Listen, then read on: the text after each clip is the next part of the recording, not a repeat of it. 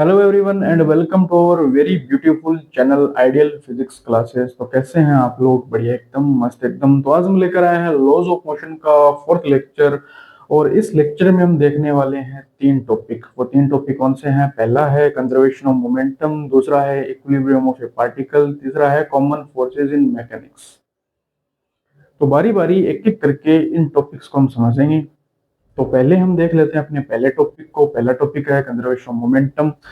तो conservation of momentum जो है, कोई भी टॉपिक जो समझो आप उसमें वर्ड्स पे ध्यान दिया करो कि आपको जो ये वर्ड्स लिखे हैं कंजर्वेशन ऑफ मोमेंटम, ये आपको समझ में आने चाहिए। पहले मोमेंटम का आपको पता है, हम लॉज ऑफ मोशन में मोमेंटम के बारे में बहुत ही बेहतरीन तरीके से बात कर चुके हैं। अगर आपने वो लेक्चर नहीं देखा है तो उसको जाके देखो, आपको मोमेंटम का कॉन्सेप्ट एकदम मक्खन हो जाएगा। कंजर्वेशन ऑफ मोमेंटम,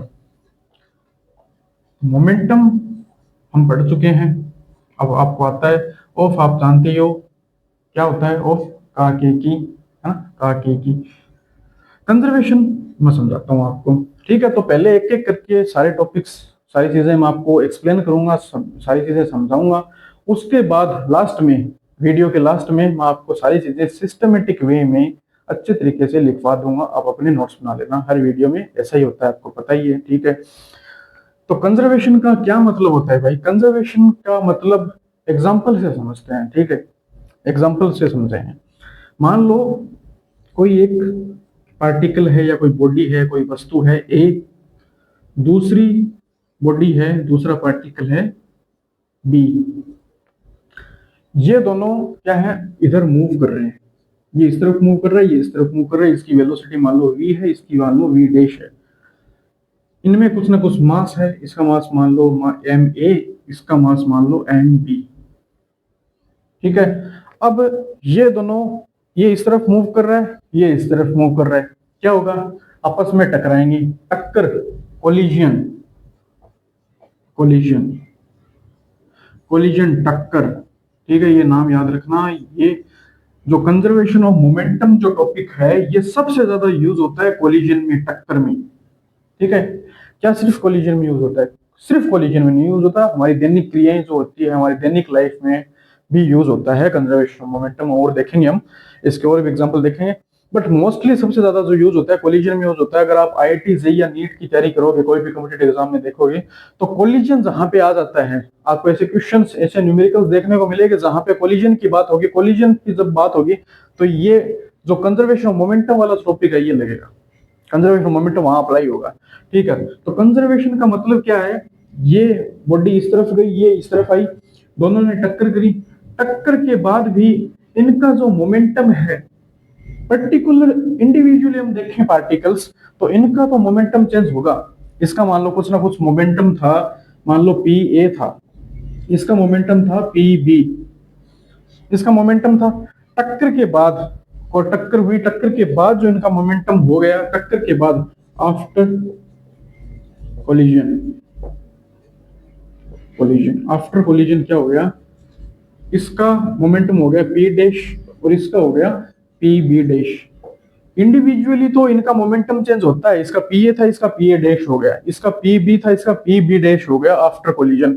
इंडिविजुअली तो पार्टिकल्स का मोमेंटम चेंज होता है, बट इनका जो सम होता है ना, सम समझ रहे हो? ये पार्टिकल, इसका मोमेंटम प्लस इसका मोमेंटम, यानी P A plus P B is equal to P A dash plus P B dash.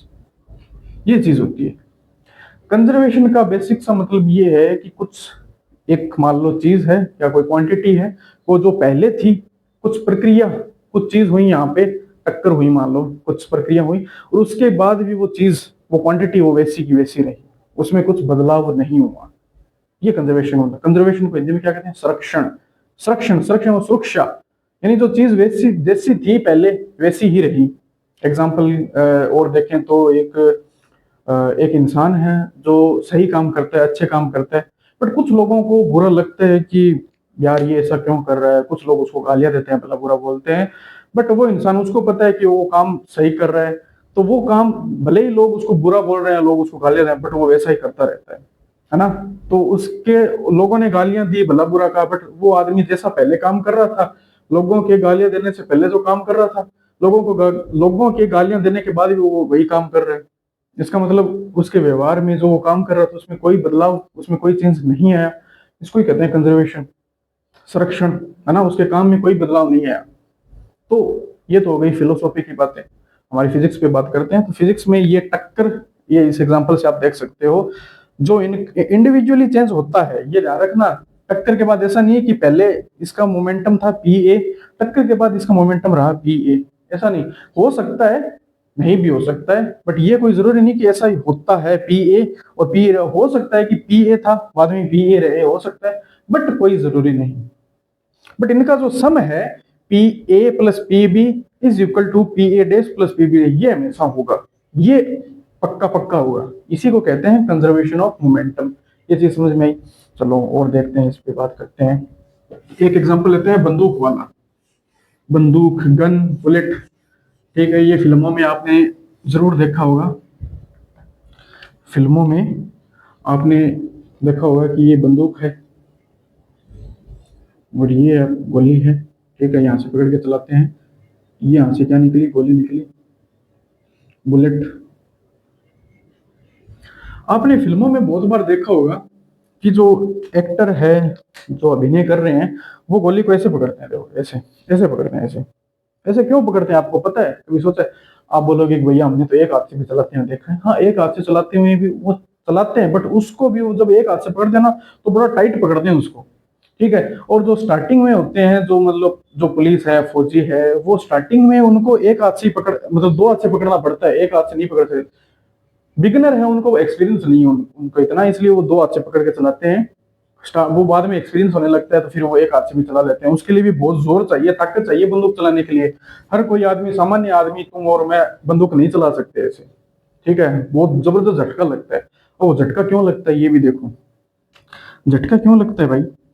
झटका इसलिए लगता है, ये गोली है, इसका मास कितना है? 5 ग्राम मान लो, 5 ग्राम की होती है, ज्यादातर बुलेट्स होती है 5 ग्राम होती है। इसका मास 5 ग्राम है।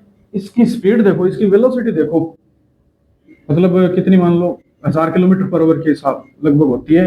नॉर्मल जो गोली चलती है 1000 किलोमीटर पर आवर।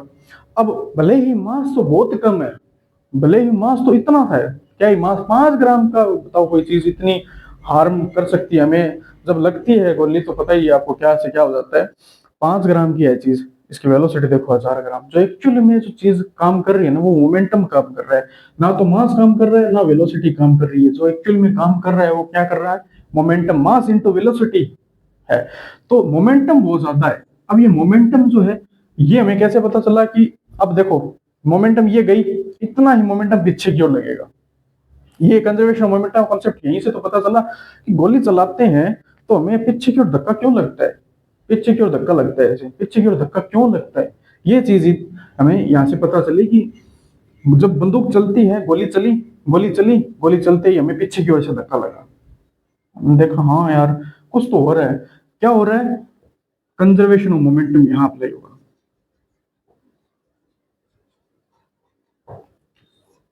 जितनी स्पीड से ये गई, जितना इसका मोमेंटम था, उतना ही मोमेंटम पीछे भी लगेगा, पीछे की ओर भी लगेगा। अब आप बोलोगे भैया गोली तो बड़ी फास्ट जाती है, बंदूक तो इतनी फास्ट कभी नहीं गई।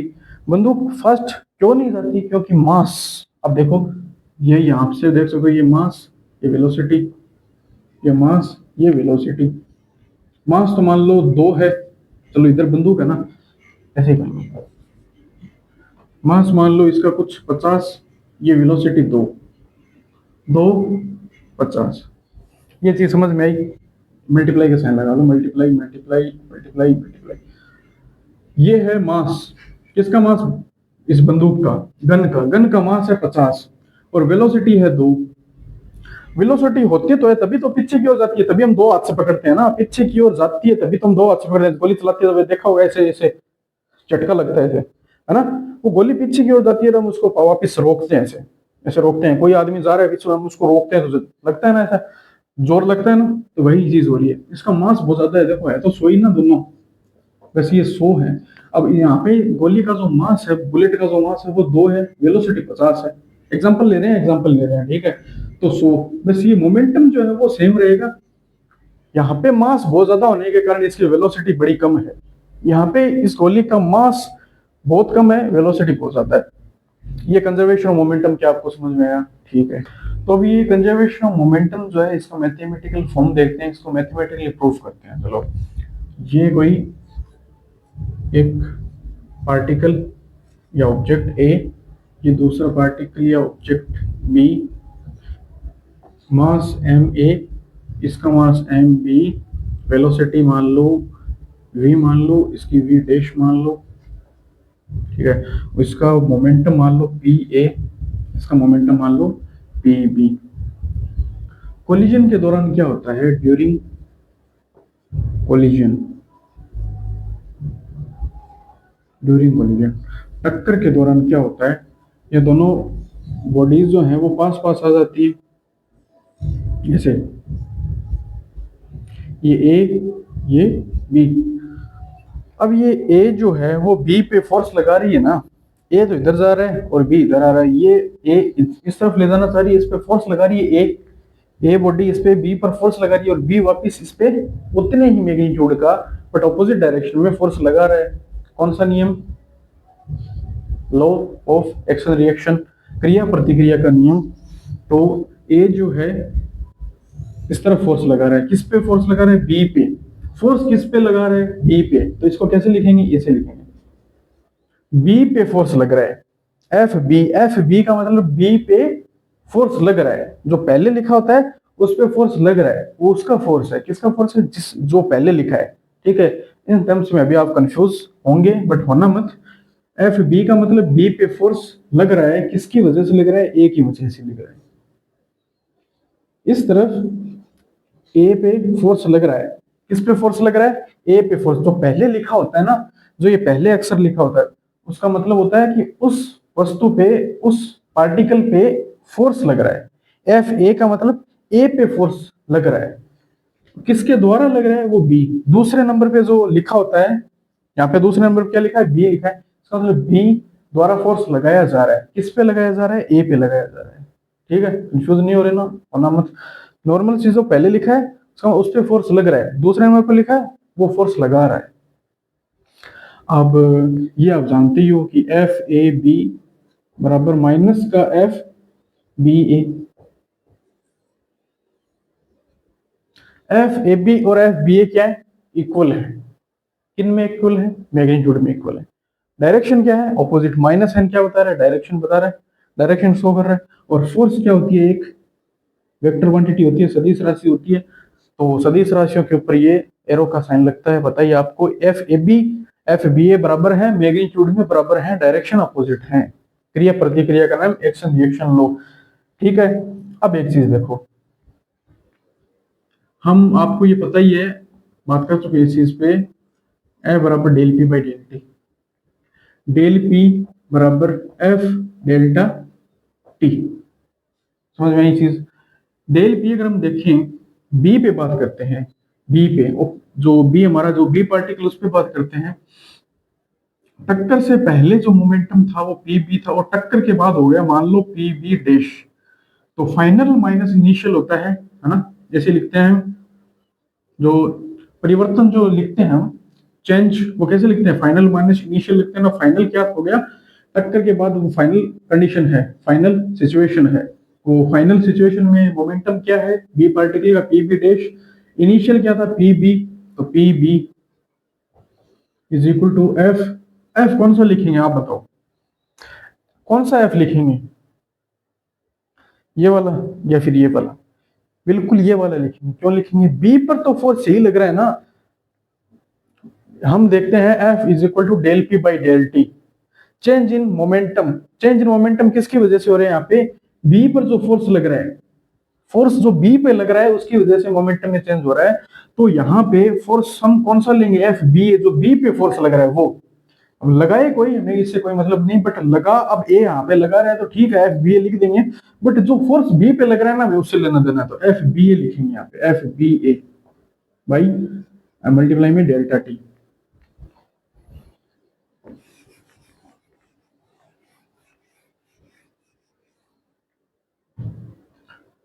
अब यहां से एफ बी ए की वैल्यू क्या आ गई? ये डेल्टा टी को इधर भेज दो, P B dash minus P B बट्टे में क्या आ गया, डेल्टा टी आ गया। ठीक है, अब हम क्या निकालेंगे, एफ ए बी की वैल्यू निकालेंगे और फिर एफ बी ए और एफ ए बी की वैल्यू इस इक्वेशन में पुट करेंगे। इस इक्वेशन को नाम दे दो इक्वेशन 1। और एफ बी ए निकल गया हमारे पास, एफ ए बी निकाल लो। एफ ए बी भी इसी प्रकार से निकलेगा, ये इक्वेशन ध्यान में रखो। डेल पी इसी प्रकार जब हमने बी के लिए देखा, इसी प्रकार हम ए के लिए देखेंगे, P A dash minus P ए। कौन सा फोर्स लिखूं, जो फोर्स ए पे लग रहा है, F A B delta T. F A B की वैल्यू निकालो, F A B P A dash minus P A बट्टे में डेल्टा टी। अब ये दोनों वैल्यूज कहाँ रखनी है, इस इक्वेशन 1 में रखनी है। एफ ए बी की value P A dash minus का P A by delta T equal minus का साइन आ गया। एफ बी ए माइनस का साइन, ये देखो ये रहा, पी बी डैश माइनस का पी बी बट्टा डेल्टा टी। ये डेल्टा टी कैंसिल हो गए, पी ए डैश माइनस का पी ए इक्वल में साइन, और ये पी बी हो जाएगा P B minus P B dash, P B minus minus plus P B minus P B dash. ठीक है, ये आ गया। इसको हम इस प्रकार से भी लिख सकते हैं, पी ए डैश प्लस का पी बी डैश बराबर P B plus P A.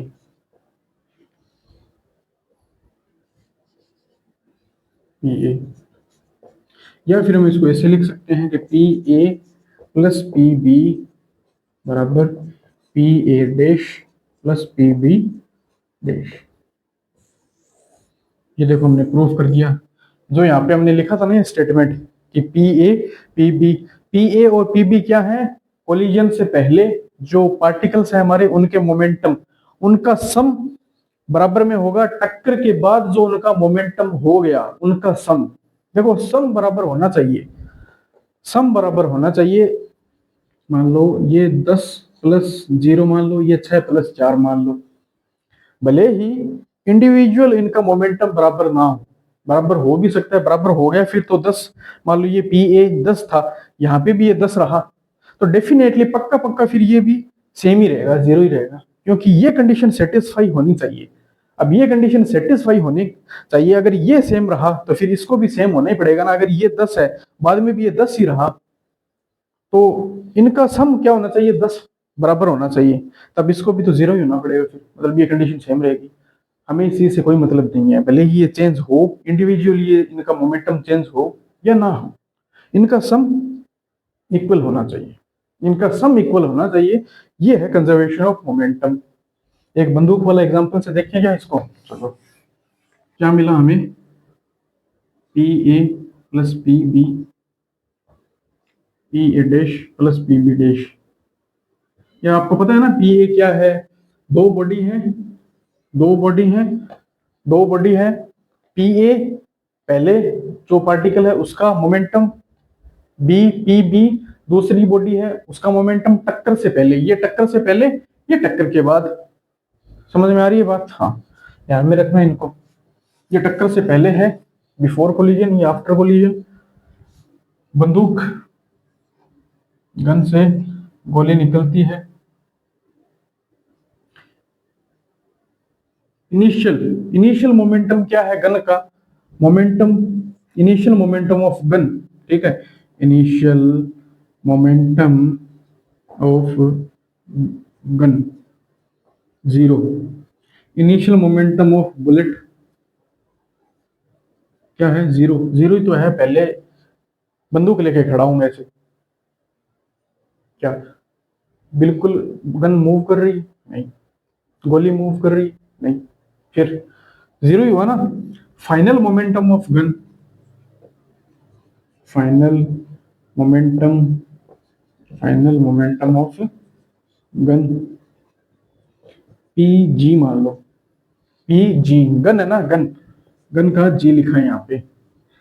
Final momentum of bullet क्या हो गया, पी बी। अच्छा, हिंदी वालों के लिए उल्टा हो गया ना।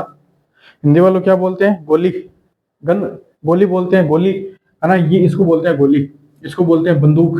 तो उनके लिए उल्टा हो गया, गन है इसको मत समझ लेना, गोली इसको बंदूक से ना समझ लेना, ठीक है, ध्यान रखना। जो बहुत सारी जो टर्म्स हम फिजिक्स में देखते हैं इस प्रकार की, उनको इंग्लिश को ध्यान में रख के लिखा जाता है, ठीक है। तो हम जब ज्यादातर जो टर्म्स है इंग्लिश में लिखेंगे, किताबों में, बुक्स में, नोट्स में, सारे अध्यापक जो है सभी चीजें वो इंग्लिश में ही देख के लिखी जाती है, ठीक है। तो ध्यान में रखना, कंफ्यूज मत हो जाना। जी, ये जी जो है वो गन को रिप्रेजेंट कर रहा है, ये बी, बी जो है बुलेट को रिप्रेजेंट कर रहा है।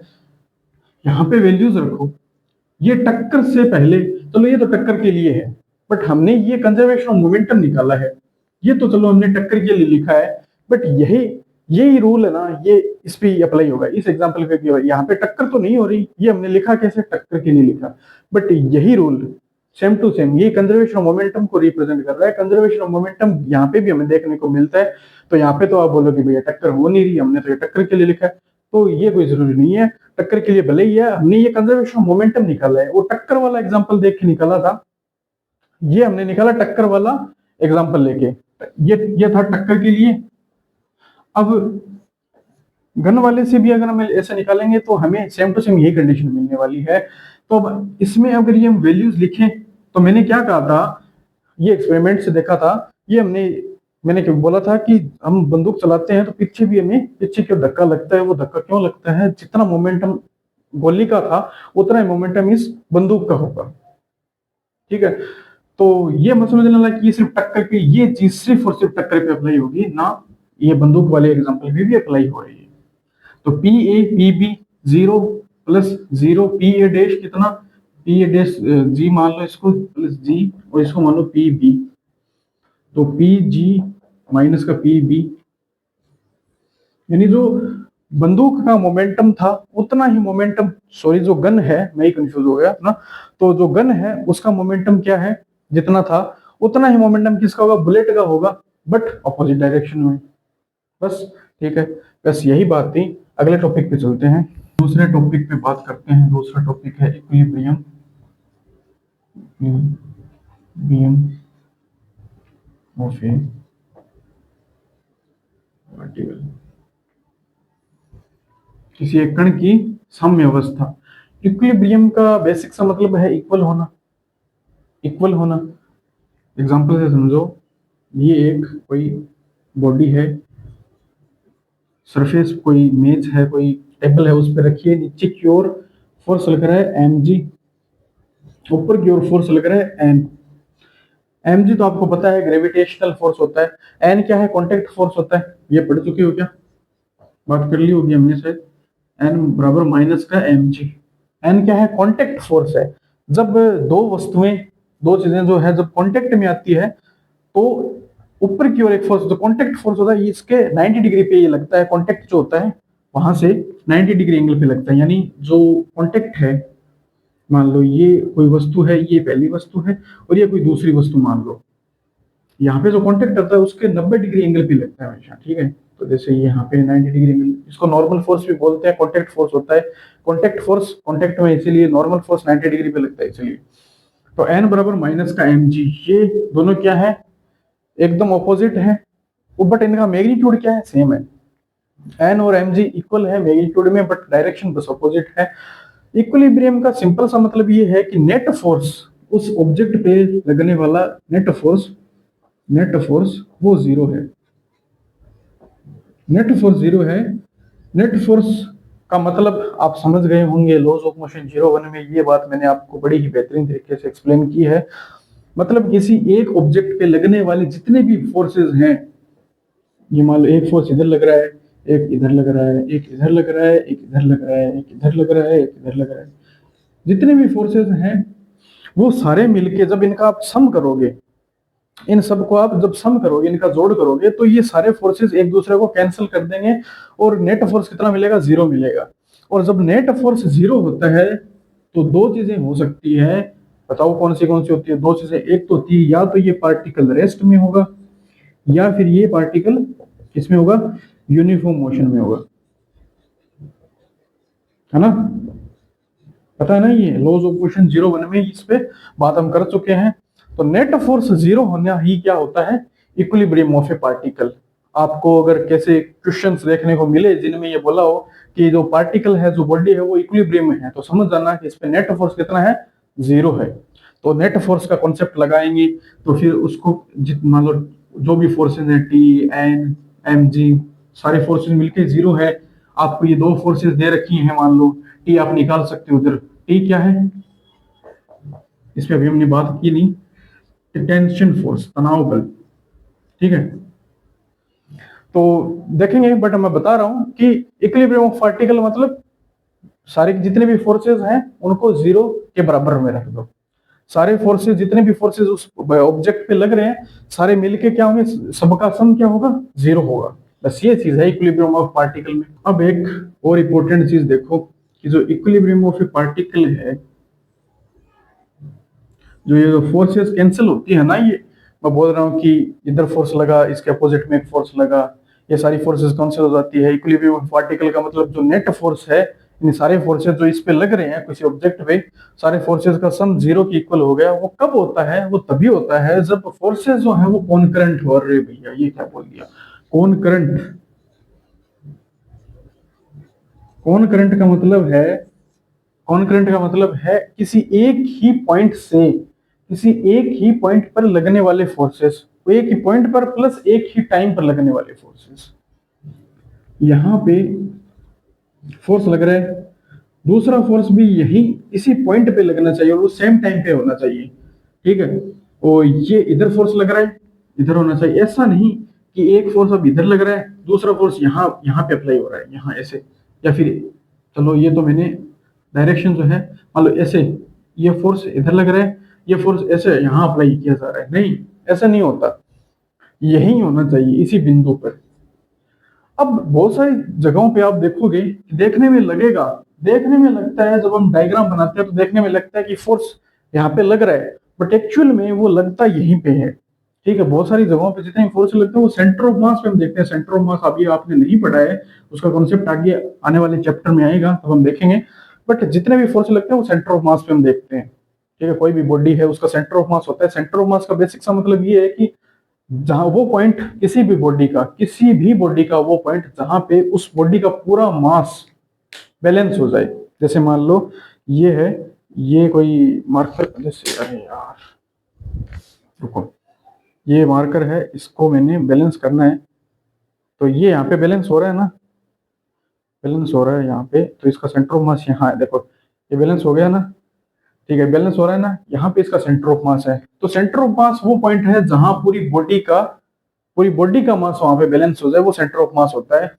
तो ज्यादातर जो फोर्सेस लगते हैं सेंटर ऑफ मास एक ही बिंदु पे लगते हैं, वो सेंटर ऑफ मास हम ज्यादातर वही देखते हैं। तो कॉन्करेंट फोर्सेस होने चाहिए, एक ही बिंदु पर फोर्स होने चाहिए, ठीक है।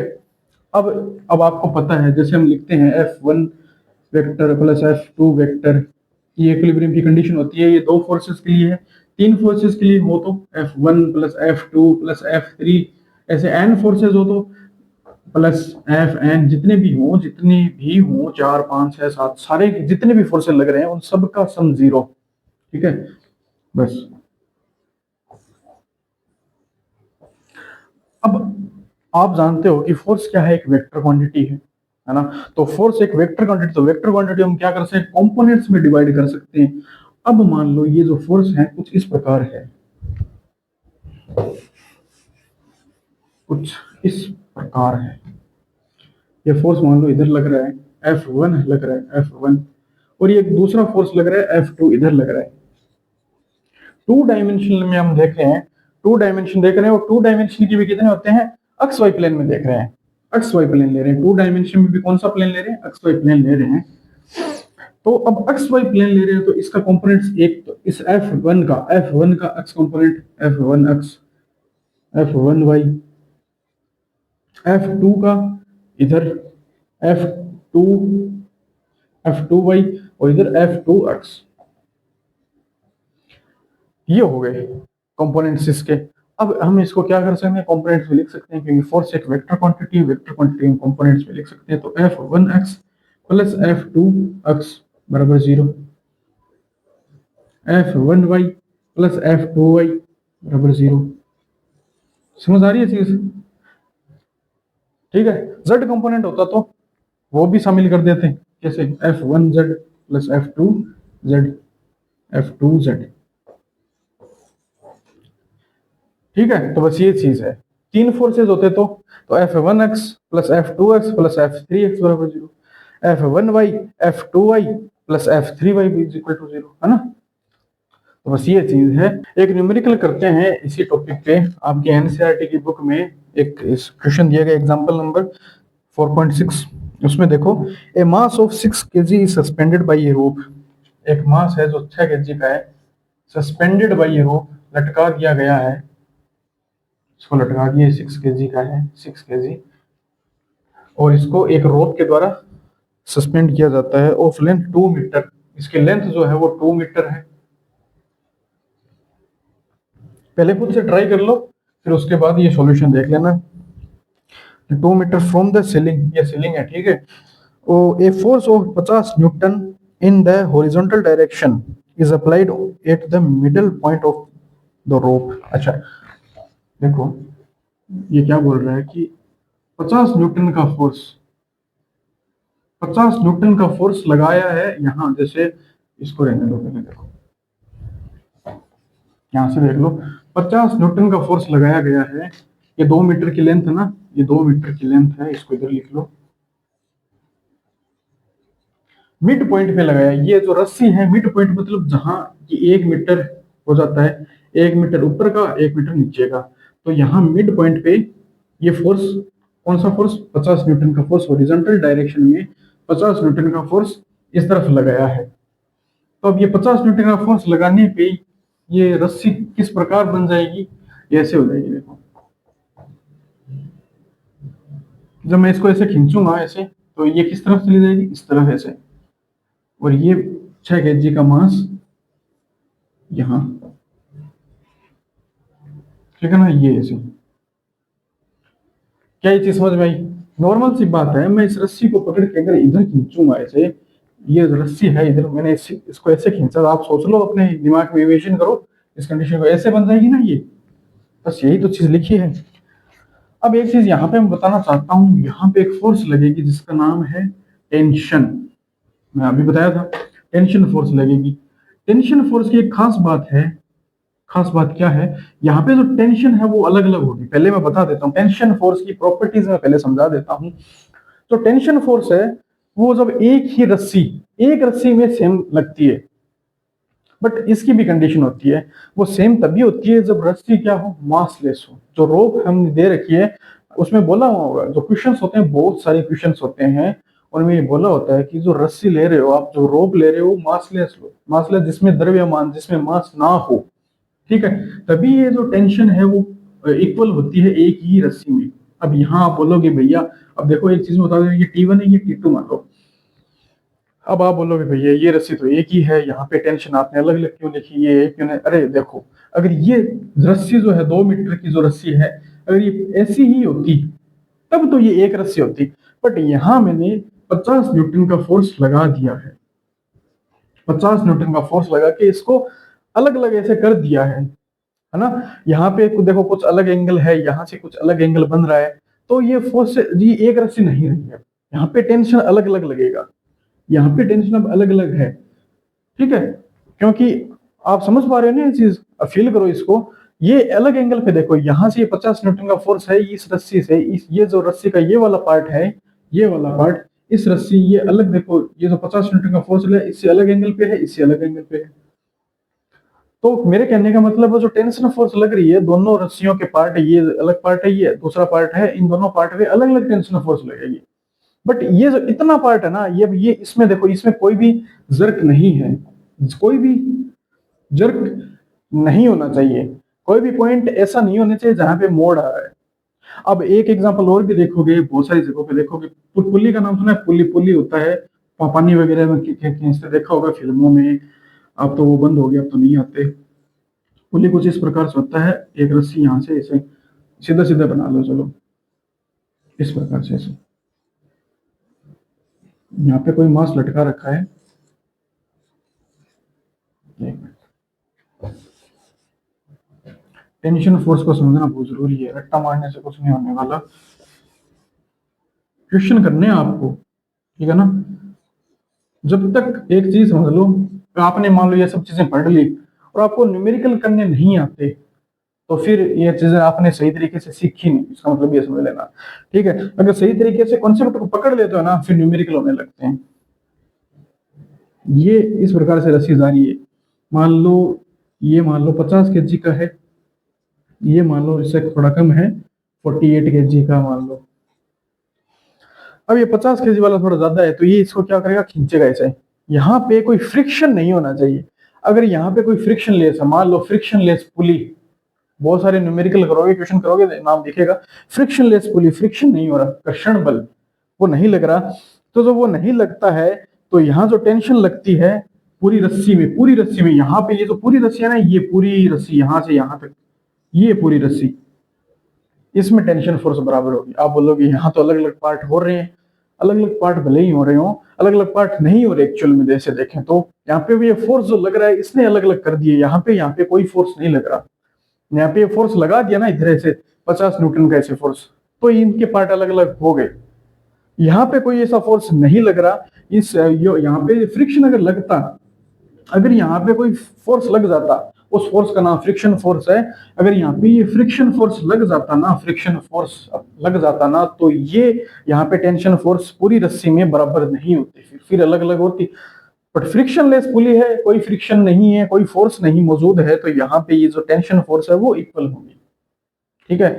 तो यहाँ पे ये जर्क आ गया ना, ये जर्क आने के कारण ये पार्ट अलग अलग हो गए। अब इन पार्ट्स में ये T1 यहाँ पे टेंशन है, तो यहाँ पे भी ये T1 है, ये T2 है, यहाँ पे भी T2 है। अब एक बात बताओ भैया हमें, तो ये आपने कैसे पता लगा कि एरो के साइन आपने यहाँ बना दिया, एक बार यहाँ बना दिया, एक नीचे बना दिया, वापस ऊपर बना, ये कैसे पता चला आपको कि ये T1 ऐसे ही हो गया, T2 की डायरेक्शन ऐसे ही होगी? देखो, टेंशन फोर्स की सबसे बड़ी खास बात होती है कि टेंशन फोर्स जो है, जिस तरफ खिंचाव है, जिस तरफ पुलिंग हो रही है, जिस तरफ हम खींच रहे हैं किसी वस्तु को, जिस तरफ खिंचाव है, जिस तरफ पुलिंग है, हमेशा उसके अपोजिट लगती है। देखो यहाँ पे इस पॉइंट पे देखो, इस पॉइंट को मैं यहां से किसे खींच रहा हूँ, 50 न्यूटन का फोर्स लग रहा है ना, इस रस्सी को मैंने यहां से ऐसे खींचा ऐसे, तो यहाँ पे खिंचाव हो रहा है। अब खिंचाव किस डायरेक्शन में है, खिंचाव किस डायरेक्शन में, इस डायरेक्शन में, तो टेंशन फोर्स किस तरफ लगा, इस तरफ लगा। समझ में आई? खिंचाव, ये 6 केजी वस्तु जो 6 केजी है इस तरफ खींच रहा है, इसको नीचे की ओर, इसको नीचे की ओर ऐसे ऐसे खींच रहा है ऐसे, तो टेंशन फोर्स किस तरफ लगी, ऊपर की ओर। ये पॉइंट, ये वाला जो पॉइंट है, इसको, ये 6 केजी की जो वस्तु है, इसको ऊपर की ओर खींच रहा है ऐसे, तो यहाँ टेंशन किस तरफ लगी, नीचे की ओर। ये वाला जो पॉइंट है, इसको किसे खींच रहा है, ये बोल रहा है कि मैं इधर लेके जाऊंगा, ये बोल रहा है कि नहीं मैं नहीं जाने दूंगा। तभी तो मैक्सिमम खिंचाव तभी तो होता है। ये इसको ऐसे खींच रहा है, ये इसको ऐसे खींच रहा है ऐसे, ये बोल रहा है मैं इधर खींचूंगा, ये बोल रहा है मैं इधर खींचूंगा, ऐसे ऐसे खींच रहा है, ये इधर खींच रहा है, ये इधर खींच रहा है, ये इधर खींच रहा है इसको इधर की ओर, ये वाला पॉइंट इसको इधर खींच रहा है, टेंशन इसके अपोजिट डायरेक्शन में गया। ये बोल रहा है इधर चल, ये बोल रहा है नहीं इधर। समझ में? टेंशन फोर्स हमेशा खिंचाव, हमेशा पुलिंग के अपोजिट डायरेक्शन में लगता है। ये चीज आपको समझ में आनी चाहिए। आगे क्वेश्चन क्या क्या बोल रहा है भाई, क्वेश्चन बोल रहा है हमें क्या याद करना है। What is the angle of the rope makes with the vertical in equilibrium? What is the angle the rope makes with the vertical in equilibrium? Equilibrium का मतलब देखो, यहाँ पे इक्विलिब्रियम बोल दिया गया है। इक्विलिब्रियम का मतलब सारे फोर्सेस क्या हो गए, इक्वल हो गए। जो अपोजिट जितने भी फोर्सेस लग रहे हैं उनका सम क्या हो गया, 0 के इक्वल हो गया। हमें ज्ञात क्या करना है, हमें ज्ञात ये करना है, वो इसको हटाओ, इसको इस तरफ लिखो, P1 वर्टिकल से ये एंगल कितना है, ये एंगल हमें ज्ञात करना है, थीटा हमें फाइंड करना है, थीटा। और इसमें लास्ट में देखो ये लिखा भी है, देखो इमेज में दिख रहा होगा आपको, तो क्या लिखा है इसमें, लिखा है देखो जी, हमें जी की वैल्यू वैसे 9.8 होती है, बट हमें कितनी लेनी है, इसमें जब बोल दिया गया है ना, तो जैसे होशियार ना दिखाते हुए जितना बोलना है उतना ही लेना है, नहीं तो सवाल जो उसका आंसर होगा वो स्पेसिफिक आएगा नहीं फिर जितना होता है। Neglect the mass of the road, ठीक है। तो मतलब टेंशन जो है वो आपको नहीं लेनी है, और जो टेंशन फोर्स है वो क्या करना है आपको, जो पार्ट है रस्सी के उनमें सेम लेनी है।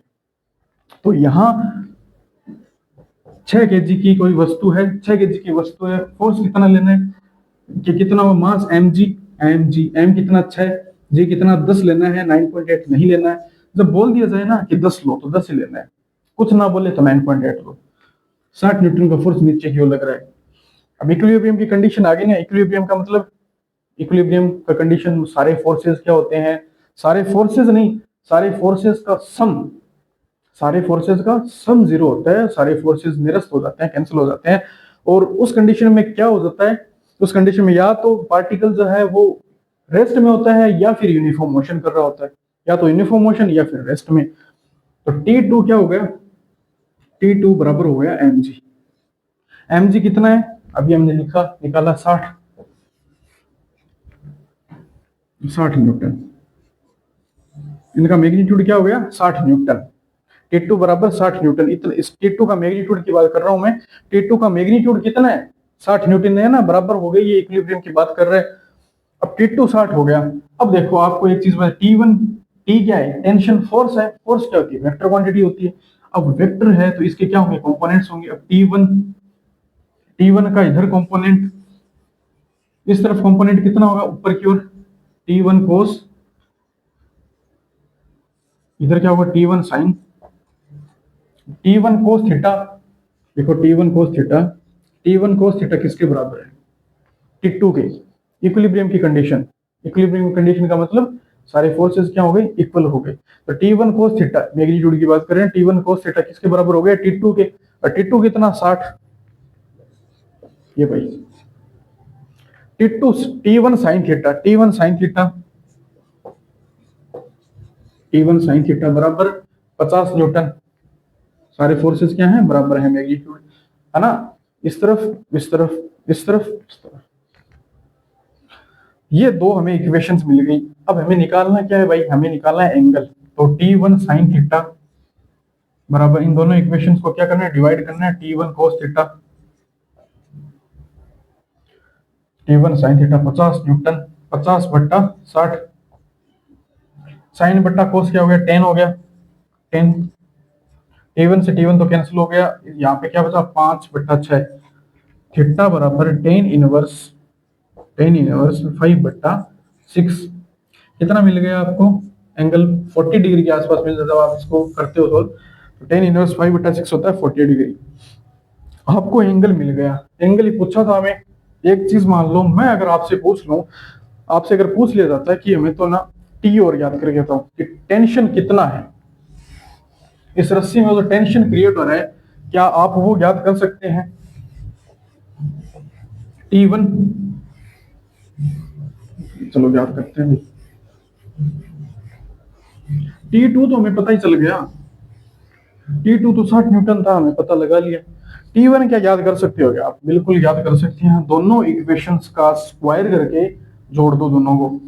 T1 का square cos square, T1 square sine square, 60 का square 3600 plus 2500, T1 square common आ गया, T1 स्क्वायर कॉमन आ गया, cos square theta plus sine square theta 1 होता है। 36 और 25 कितने हो गए, 6 और 5 11, 3 और 3 6, ये स्क्वायर हटेगा, यहाँ पे रूट लगेगा, इसको सोल्व करते हैं तो 61 इंटू 100, सही कर रहा हूँ ना, सही तो ये ऐसे लिखते हैं, 61 को ऐसे लिख दो, 100 का कितना होता है रूट 10 होता है, तो 10 रूट में 61 कितना आ गया न्यूटन आ गया ये, ठीक है। T2 हमने क्या पता ही था, T2 क्या था 60 न्यूटन का, T1 हमने याद कर लिया। हो सकता है आपसे, तो बस ये क्वेश्चन था, ठीक है। नेक्स्ट टॉपिक पे चलते हैं। तीसरा टॉपिक है common forces, common forces in mechanics. हम जो पढ़ रहे हैं वो मैकेनिक्स है, और इसमें कौन से फोर्सेस होते हैं। देखो पूरी यूनिवर्स में, पूरी दुनिया में 4 टाइप के फोर्सेस मौजूद हैं। पहला है स्ट्रॉन्ग न्यूक्लियर फोर्स, दूसरा है इलेक्ट्रोमैग्नेटिक फोर्स, तीसरा है वीक न्यूक्लियर फोर्स, और चौथा है ग्रेविटेशनल फोर्स। चारों फोर्सेस पे हम बात करते हैं, इनको जानते हैं। देखो स्ट्रॉन्ग न्यूक्लियर फोर्स पहला है, strong nuclear force, strong nuclear force. Strong nuclear force पूरे यूनिवर्स में सबसे स्ट्रॉन्ग होता है, तभी इसका नाम स्ट्रॉन्ग है। हिंदी में बोलते हैं प्रबल परमाणु बल। प्रबल परमाणु बल बहुत स्ट्रॉन्ग होता है। और ये क्या करता है, कहाँ लगता है, देखो ये लगता है न्यूक्लियर में। न्यूक्लियर क्या होता है, आपने एटम सुना होगा, एटम। एटम होता है ना, देखो ये एटम। एटम होता है, एटम में क्या होता है, एक न्यूक्लियस होता है प्लस चार्ज का, ये है ना। और इसके चारों ओर क्या करते हैं, इलेक्ट्रॉन चक्कर लगाते हैं, इलेक्ट्रॉन रिवोल्यूशन। इसके चारों ओर इलेक्ट्रॉन चक्कर लगाते हैं, ये न्यूक्लियस होता है ना। ये प्लस होता है, इलेक्ट्रॉन माइनस चार्ज होते हैं, ये इसको खींच के रखता है और अपने चारों ओर ऐसे चक्कर लगवाते हैं। ये आपने एटम ऐसे पढ़ा होगा। तो ये जो न्यूक्लियस होता है ना, ये बीच वाला पार्ट, इसमें क्या क्या होते हैं, इसमें होते हैं प्रोटॉन और न्यूट्रॉन। प्रोटॉन न्यूट्रॉन, ये न्यूक्लियर फिजिक्स के पार्ट है। तो न्यूक्लियर फिजिक्स आप बेहतरीन तरीके से 12th क्लास में और अच्छे से पढ़ोगे। तो अभी सिर्फ और सिर्फ इसका इंट्रोडक्शन दिया गया है, ज्यादा टेंशन मत लेना, दबाव मत लेना। ये न्यूक्लियर फिजिक्स आएगी आपकी 12th क्लास में अच्छी तरीके से। तो न्यूक्लियस में प्रोटॉन और न्यूट्रॉन दो होते हैं। अब प्रोटॉन और प्रोटॉन पे होता है प्लस चार्ज। तो इसमें बहुत सारे प्रोटॉन होते हैं। तो प्रोटॉन और प्रोटॉन क्या करते हैं, एक दूसरे को रिपेल करते हैं, प्रतिकर्षित, एक दूसरे को दूर फेंकते हैं। जैसे मैग्नेट करती है ना, मैग्नेट जो मैग्नेट होती है वो एक दूसरे को अट्रैक्ट भी करती है और एक दूसरे को रिपेल भी करती है। वैसे ही चार्ज, आवेश, ये भी आप 12th क्लास में और अच्छे से पढ़ोगे। तो जैसे हर बॉडी का मास होता है, वैसे ही हर बॉडी में आवेश भी होता है, चार्ज भी होता है। तो चार्ज दो प्रकार के होते हैं, प्लस चार्ज यानी पॉजिटिव चार्ज और नेगेटिव चार्ज, धनावेश और ऋणावेश। तो प्रोटॉन पे होता है प्लस चार्ज। तो प्लस और प्लस एक दूसरे को रिपल करते हैं, माइनस और माइनस भी एक दूसरे को रिपल करते हैं, प्लस और माइनस एक दूसरे को अट्रैक्ट करते हैं, आपको पता है ये, ठीक है। ये प्रकृति का नियम है सबसे बड़ा। जो विपरीत है वो एक दूसरे को अट्रैक्ट करते हैं, और जो समान है, जो सेम है, वो एक दूसरे को रिपल करते हैं। तो प्रोटॉन और प्रोटॉन एक दूसरे को रिपल करते हैं, और प्रोटॉन और न्यूट्रॉन एक दूसरे को कुछ नहीं करते। प्रोटॉन, न्यूट्रॉन और न्यूट्रॉन एक दूसरे को भी कुछ नहीं करते, क्योंकि न्यूट्रॉन पे कोई चार्ज होता ही नहीं। तो ये ना तो रिपल करते हैं ना अट्रैक्ट करते हैं। पर प्रोटॉन प्रोटॉन और प्रोटॉन क्या करते हैं, एक दूसरे को रिपल करते हैं। तो ये एक दूसरे से दूर भागना चाहते हैं। और जो न्यूक्लियस होता है उसकी रेडियस होती है 10 की पावर माइनस का 15 मीटर, यानी फेम्टोमीटर। 10 की पावर माइनस 15 को बोलते हैं फेम्टो, ठीक है। फेम्टो इसकी रेडियस होती है न्यूक्लियर की, न्यूक्लियस की। तो अब इसको क्या करना है, प्रोटॉन न्यूट्रॉन, इनको क्या है, एक इतने से एरिया में इनको जमा के रखना है। तो अब इनको कौन इसको बाइंड करके रखता है, कि कौन इनको बांध के रखता है, वो जो बांधने वाला जो फोर्स है वो होता है स्ट्रॉन्ग न्यूक्लियर फोर्स। इनको बांधने का काम करता है, पता है, इनको बांधना बड़ा बहुत ही हार्ड काम है, ठीक है। तो अब इनको जो बांध लेता है ना, वो सबसे ताकतवर, तो सबसे ताकतवर फोर्स है स्ट्रॉन्ग न्यूक्लियर फोर्स। अब आप बोलोगे भैया चलो ये तो आपने प्रोटॉन और प्रोटॉन तो रिपेल करते हैं, न्यूट्रॉन न्यूट्रॉन तो कुछ नहीं करते। हाँ, बट प्रोटॉन और न्यूट्रॉन क्या होते हैं, एक क्वांटम लेवल पे सभी जितने भी पार्टिकल्स हैं वो वाइब्रेट करते हैं, उनमें काइनेटिक एनर्जी होती है। काइनेटिक एनर्जी होने के कारण वो दूर भागने लगते हैं, ऐसे दूर दूर होने लगते हैं। तो दूर दूर अब जाने लगते हैं। अब जो बंदा दूर दूर जा रहा है उनको पास लाने का काम जो करता है वो ये करता है स्ट्रॉन्ग न्यूक्लियर फोर्स। ये दूर दूर भागने लगते हैं, न्यूक्लियस को छोड़ के जाने लगते हैं, चलो हम जा रहे हैं, हमारे पास काइनेटिक एनर्जी है, हम जा रहे हैं। उनको बांध के रखता है, कौन बांध के रखता है, ये स्ट्रॉन्ग न्यूक्लियर फोर्स। ये तो रिपल करते हैं, ये रिपल करते हैं, रिपल के कारण दूर जा रहे हैं, प्रतिकर्षण के कारण दूर जा रहे हैं। बट फिर भी इनमें काइनेटिक एनर्जी होती है, वाइब्रेशन होते हैं, तो इनके कारण ये दूर दूर जाते हैं। इनको बांधने का काम करता है ये स्ट्रॉन्ग न्यूक्लियर फोर्स, और सबसे ताकतवर होता है, इसकी रेंज होती है 10 की पावर माइनस 15 मीटर। दूसरा है, दूसरा फोर्स है, इसके बाद सारे फोर्सेस में बताऊंगा, जो सबसे ताकतवर, फिर उससे कम, फिर उससे कम ताकतवर, फिर उससे भी कम ताकतवर, ठीक है। तो 2 नंबर पे जो ताकतवर फोर्स है वो है electromagnetic force. Electromagnetic force Hindi में बोलते हैं विद्युत चुंबकीय बल। विद्युत चुंबकीय बल जो है वो लगता है चार्जेस के बीच में। यानी अभी हमने बात की, चार्जेस दो प्रकार के होते हैं, प्लस और माइनस। प्लस प्लस एक दूसरे को रिपल करते हैं, माइनस और माइनस एक दूसरे को भी रिपल करते हैं, और प्लस और माइनस एक दूसरे को अट्रैक्ट करते हैं। तो जो इनके बीच में अट्रैक्टिव फोर्स और रिपल्सिव फोर्स लग रहा है ना, वही क्या है, ये इलेक्ट्रोमैग्नेटिक फोर्स। ठीक है। तो ये प्लस और माइनस एक दूसरे को अट्रैक्ट कर रहे हैं, ये भी तो फोर्स ही है, ये इसको खींच रहा है, ये कह रहा है इधर आ, ये कह रहा है इधर आ, इधर आ, इधर आ, है ना। तो ये जो फोर्स लग रहा है ये ही है इलेक्ट्रोमैग्नेटिक फोर्स, ये चार्जेस के बीच में काम करता है। इसकी रेंज क्या होती है? इसकी रेंज होती है इनफाइनाइट।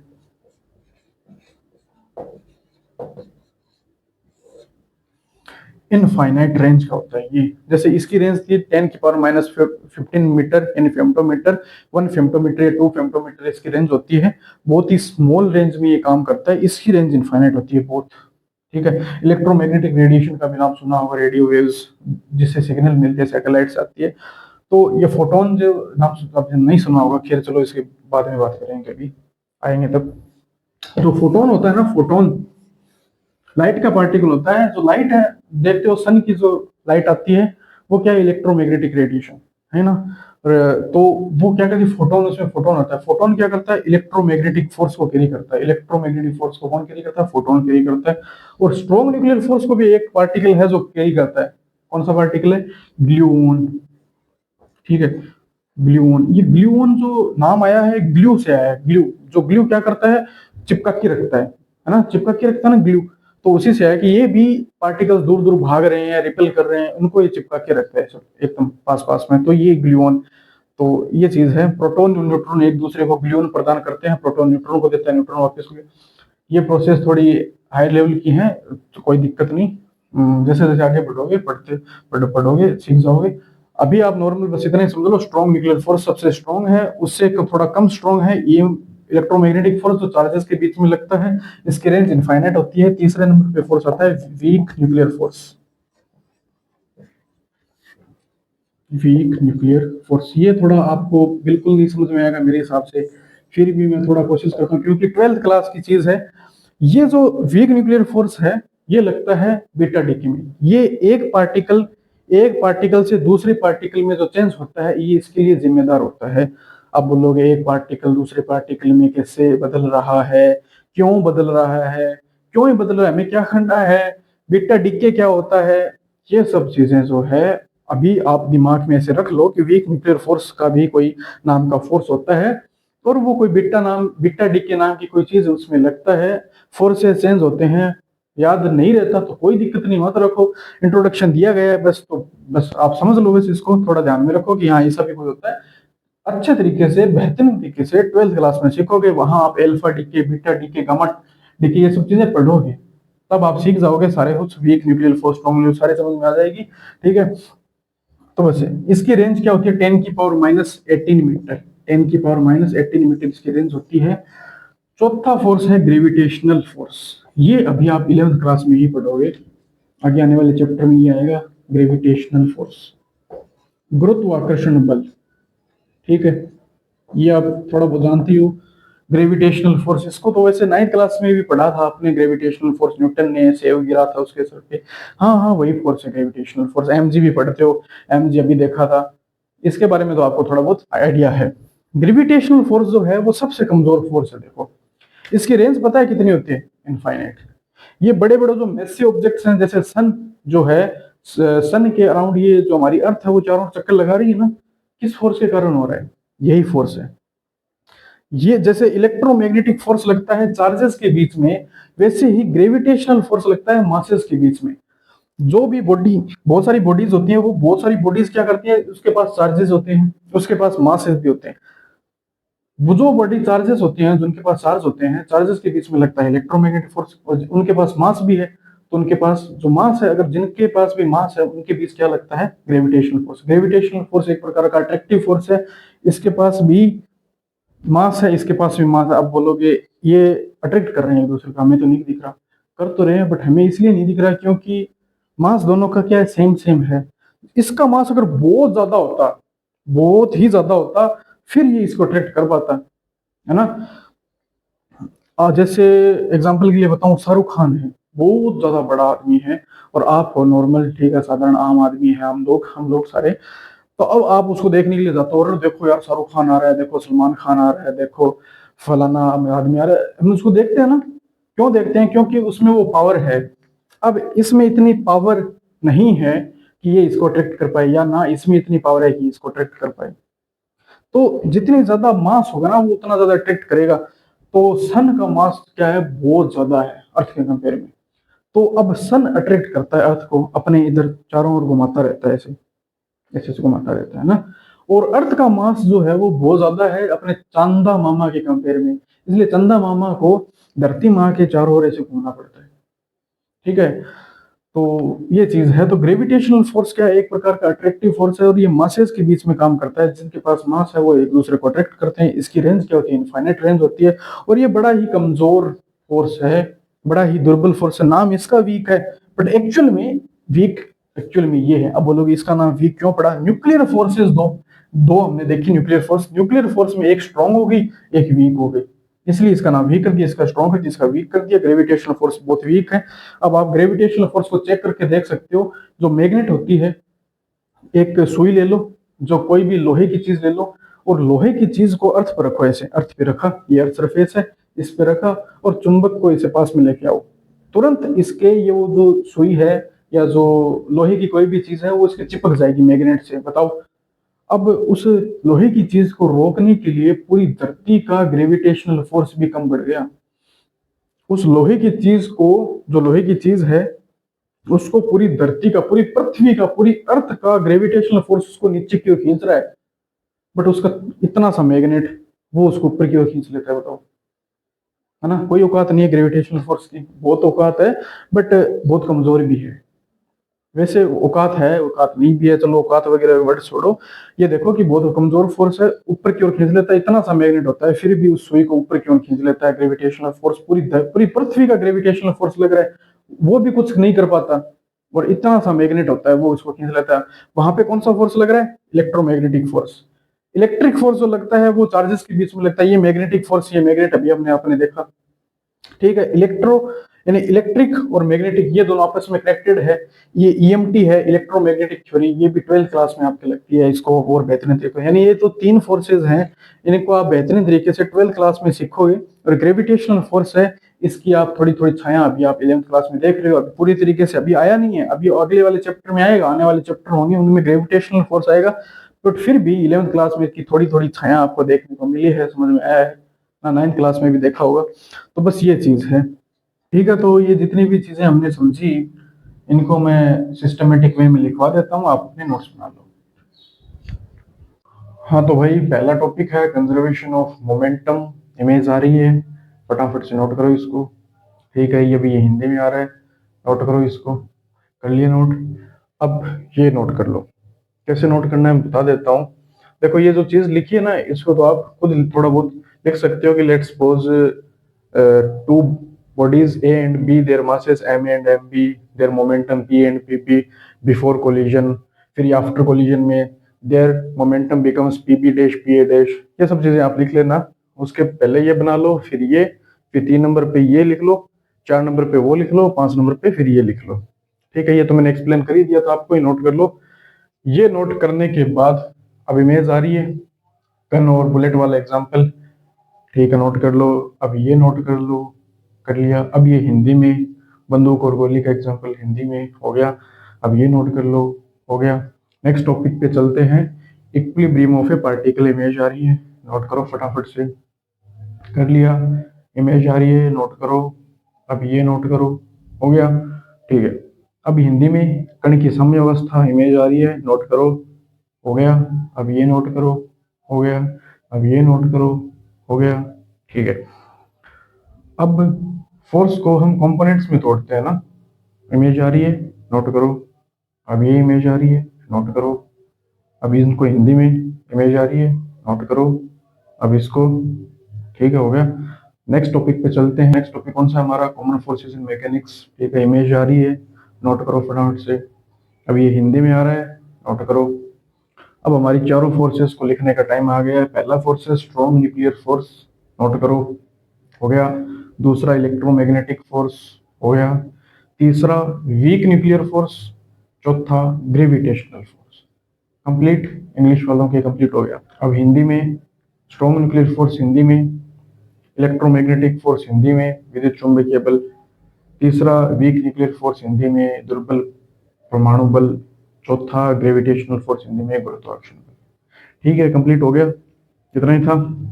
तो बस ये लेक्चर भी यहीं तक था। इस लेक्चर को करते हैं फिनिश। पढ़ाई करते रहो, खुश रहो, मस्त रहो।